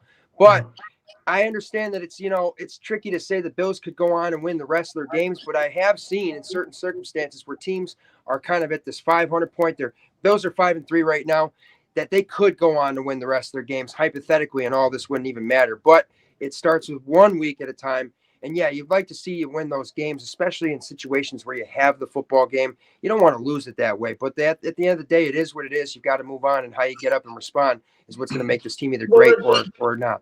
The basic question: has the Bills' window, is it closing? Do they have as good a chance? Let me just throw it out directly: as good a chance of winning the Super Bowl this year as they had last year at this time? Well, at this time last year, we started seeing a little bit of the injuries kind of come into play as well. But I will say the Bills' title window does feel like it's shrinking. And that's just to be honest, because it's going to be hard to, keep guys around like A.J. Epinesa, who are having an incredible year. Yes. Greg Rousseau, who's going to be due for an extension soon. That's what makes the NFL so damn hard to win a Super Bowl, and not just to win a Super Bowl, but to win back-to-back years. And I tell people this all the time. You have a generational quarterback, obviously Mahomes, but and they do have a very good quarterback. But what can they keep around them? Because you said they're getting older, and that's scary for the Bills. Because they got to get younger. Exactly. And like you said, with the Chiefs, they lose Tyreek Hill, but they still go on to win a Super Bowl. But they found talent to fit around Patrick Mahomes. They draft well. They sign some guys that can kind of fit in. And I think the Bills are capable of doing that. But, you know, you'd like to see them drafting a little bit better, too. Khair Alam hasn't really worked out too well. And Khair Alam is a great guy. I've actually had the chance to interview him, and he's a great young player. But I don't know if he necessarily fits in with the scheme that we kind of run in Buffalo. But overall, as far as the title window, it still exists as long as Josh Allen is quarterback. And right now, his salary is technically team friendly with the way that quarterbacks are getting paid. You're going to have to extend him in a few years here, though. You're going to have to maybe pay Gabe Davis. It's going to be tricky. But right now, they still have a shot because, like I said, Josh Allen is quarterback. Yeah. All right. So Anthony, this is a part of the show. In the last 15 minutes, we finish up with our picks. You want to stick around and do some picks with us? Yeah, of course. I'm definitely down to make some picks with you guys. All right. So we went over Houston and Carolina. We all think Houston should beat Carolina coming up here in Carolina. Carolina's, hasn't won one yet, and right now they can't protect Bryce Young. So it's gonna be a problem. As far as that game, I'm interested because it's number 1 and number 2 picks. Bryce Young versus C.J. Stroud. And C.J. Stroud right now has had the better rookie campaign, but I do think that Bryce Young is going to be a great quarterback. It's just going to take some time and building some Bryce Young is a bust. I'm just putting it out there right now. He's a bust. And we'll find out. I don't know about that. I think Bryce Young is a really good young mature quarterback. He'll be starting in the XFL, and we won't watch him. So he is not a bust. No, but I'm going to say that Houston wins this game. That's my opinion. The Rams are getting 6.5 against Dallas. The Rams have a decent offense. Dallas, their defense is not playing as well as it did in the beginning of the year, Jim. So what do you think? They're in the top 5 defense, man. Come on, man. Yeah, they were number 1. They were number 1 when we started the first week. They had a bad game against the 49ers. Dallas is going to win the Super Bowl after the first week. You heard it all. You're just mad because we are the champions of New York. That's true. Because Buffalo is the only team that's truly in New York. That's exactly the only team in New York. Exactly. Yeah, so we're the champions of New Jersey. Yes, you are. Anthony, I'm from New Jersey. So anyway, Rams are getting 6.5. We'll let you go first, Tony. You think the Rams covered that 6.5 points? I think the Rams cover 6.5. 6.5. I think they cover that, but I definitely think that Dallas wins the game. Okay. What do you think? I like Dallas by a couple of touchdowns. Yes. What do you think? Dallas has played well at home. It's on the road they struggle. I think Dallas will be. But I always talk about this. This is a factor. The Rams are playing at 10 o'clock in the morning because it's a 12 o'clock game. I'm headed to the game after the show. But that makes a difference because your body changes. And you say, well, nah. But you see teams that go from the west to the east struggle. Byron thinks that's a bunch of malarkey. Byron Williams said that is nonsense. He doesn't want to hear that excuse. I know. It really affected the 49ers against going to Dallas in the playoffs. Yeah, it did. It hurt them. It really did. We won, Jack. 49ers won going to Dallas. No, they did not. What are you talking about? We're talking about the playoffs. The playoffs, it was in San Francisco. Oh, I thought the year before I was thinking, forget about it. Don't worry about it, Jack. Hey, Jets fans, listen, I'm going to tell you one thing about him, Anthony. He could tell you who scored the winning touchdown in the 1958 championship game, just like that. Alan Nietzsche, you're talking about on the handoff from United to overtime. Now it's a winner's game. But you worry about the 2 receivers, Cooper Kupp and Puka. Yeah. I do worry about them. Minnesota, I got them as a pick. I guess they're favored by 1 at Green Bay. Minnesota's schedule's getting a lot easier, guys. They got like a 6-game run they can go on that they might jump right back in the playoff picture. I like Minnesota at Green Bay. No Justin Jefferson still. That makes it a little tough, but Minnesota still has some solid playmakers, and I think that Green Bay is kind of having a few offensive issues with, Jordan Love getting his first year as a starter. But I will say Vikings probably win this game, but what is the spread? It's One. 1 point. 1? Okay, so I'm going to take the Vikings then. Yeah, no doubt. What do you think, Jim? I like the Vikings. Did you realize that Brian Flores blitzes more than any other team in the NFL? 57%. And Danielle Hunter is leading the league in sacks. If I was Buffalo, I love Von Miller. Von's a good friend of mine and everything, but I would try to get Danielle Hunter. Yeah, I would see that. That would be a great addition to this team.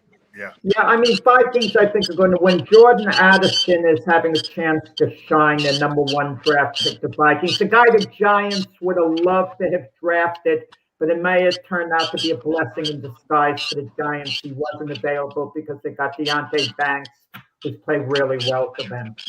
Yes, he has. New England plus 9.5 at Miami each game.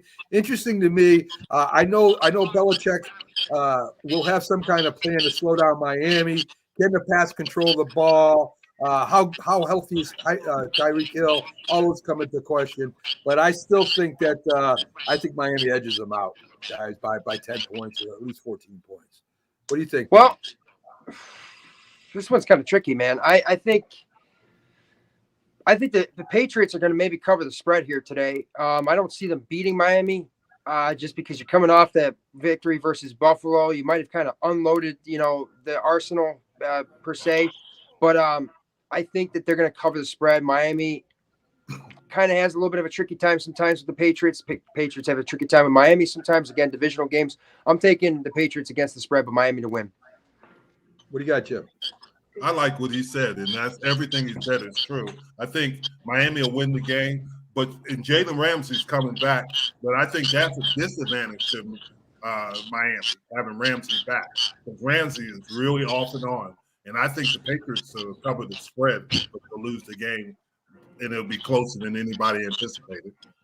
New England is hurting at the cornerback position more than any other area on defense, and against Miami's passing attack, they're going to pay a big price. I think Miami wins comfortably by about 18 points. Hey, did anybody pick Miami to win the AFC East this year?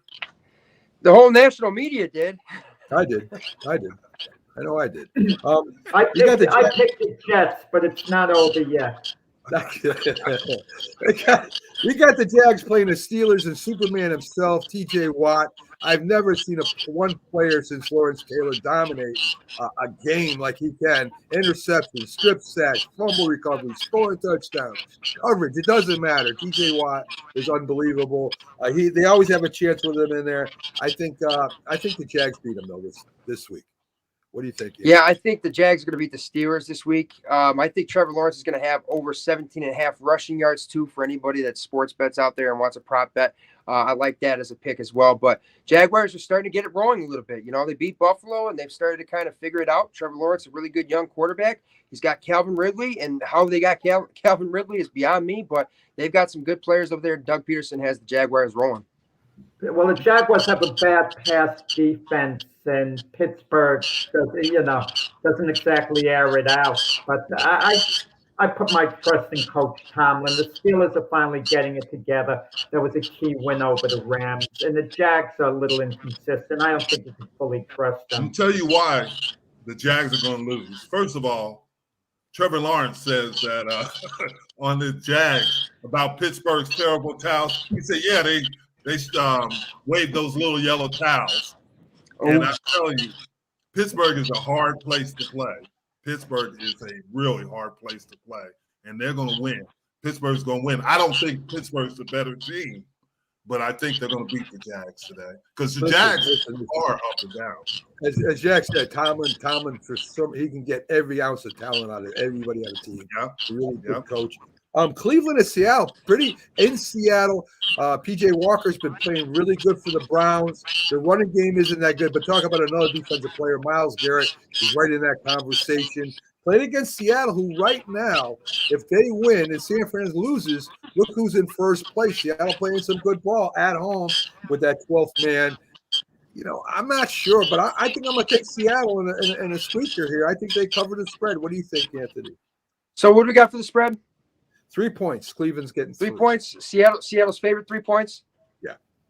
I think Seattle's going to cover the spread. I think Cleveland kind of got out of the Colts game last week by a hair. You know what I mean? 39-38. That was a weird game, by the way. They beat the Niners, I know, but that was another weird game too. You just can't have that many weird games go in your favor. So I definitely see Seattle kind of get the ball rolling here a little bit against Cleveland. Unless for some reason Myles Garrett plays offense and defense, the Seattle Seahawks are winning today. You talk about a guy that's phenomenal, and that's nothing to take away from TJ's watch. But Myles Garrett, did you see what he did on that field goal block? And he had 2 sacks, 2 forced fumbles. I mean, the guy is incredible. And I love Cleveland, but I just think it's going to be too much to beat Seattle in Seattle. I think Seattle, when all is said and done, they're going to beat the 49ers out and win the division. I think Seattle predicted they would do so in the beginning of the year. You did. And in a game like this, Cleveland has an outstanding defense, so it'll be competitive. I don't like P.J. Walker as the quarterback for Cleveland. He's done okay in his role, but Seattle's just a better team when all said and done. But it should be like a 20-13 type Seattle victory. Let's jump to Chicago getting 8 points against the Chargers and the overrated quarterback Justin Herbert. And we'll see what. Listen, I love Chicago. I love the story. I love a Division II quarterback coming in and starting and playing. They get 8.5 against the Chargers. Chargers don't have a defense. They don't have a defense. Herbert will throw for a bunch of yards. But, who knows? Maybe Chicago controls the ball, keeps them in the game. I like Chicago covering the spread. What do you think, Anthony? I like Chicago covering the spread, too. I think the Chargers kind of have the issue of Justin Herbert, as good as of a passer as I think he can be in the pocket. He doesn't ever get outside the pocket and improvise to the point where he's just that much more of a threat. I like the way Justin Herbert plays football, but I don't think that they can cover 8.5 points today. I'm definitely taking Chicago against the spread. Anthony, you have a great insight to things. I like your insight, but I agree with you on certain things. But I think Austin Eckler will have a big game today, and I think that Herbert will have a big game. They'll cover. I think the Chargers will win today. Yeah, Chargers are due for a big game. I think the Chargers, more than any other team in the NFL, affected by their coaching. Something about Brandon Staley.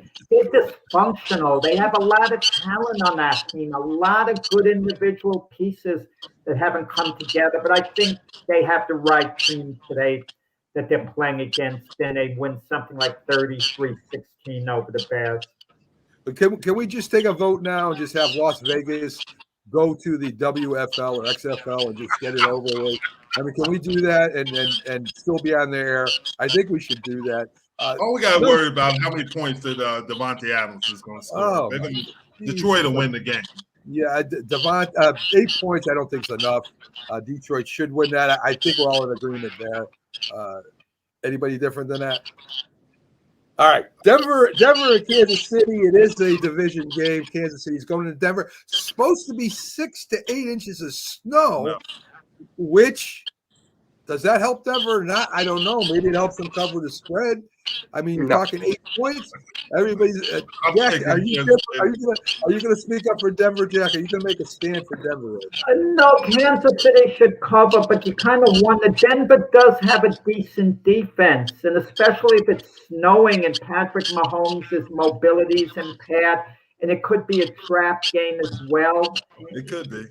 I mean, Kansas City should win, should cover, but something bothers me about this game. Yeah, I think with the weather that's supposed to transpire, and it is in Denver. So, but you don't see Russell Wilson and the Denver Broncos using snow to their advantage. Usually, this has got a weird atmosphere surrounding this game. I'm definitely on the same board as Jack with this one. I'm gonna go with. Listen, I'm gonna go opposite all of you. Denver keeps it close in a low-scoring game, and KC beats them like 13-10 or something like that. Folks, I want to thank you for joining the Big Football. Taylor Swift's at the game. What's that? What you say? Depends on if Taylor Swift's at the game. If Taylor Swift's at the game, yeah, that's true, I guess. Well, okay, Kelsey will have a touchdown. How's that? Okay, guys, I want to say thank you everybody for joining the show. Always have fun on the Big Football Show. Thanks to Keith Engel, Robert Butler, Commander Nash, the Philly Sports Guy, and our special guest this week, Anthony, the Sauce God. You can check him out on every Pleasure platform meeting you, here. Anthony. Hey, pleasure being on with you guys this morning, man. Thank you so much for Great having having me. you, Anthony. All right. And Even listen, though you everybody. copied Sauce Gardner's name from the Jets, it's, Right. that's okay. All right, guys. Thanks for bringing us out, Jack. Thanks for